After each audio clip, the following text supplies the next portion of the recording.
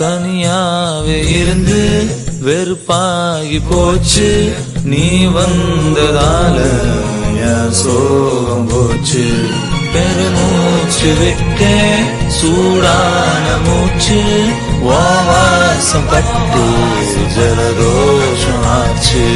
மெதுவா மெதுவா நீ பேசும்போது சுகமா சுகமா நான் கேட்கிறேன். இது சார காத்து என் பக்கம் பார்த்து எதமாக நாண்டி ஒரு சாத்து சாத்து.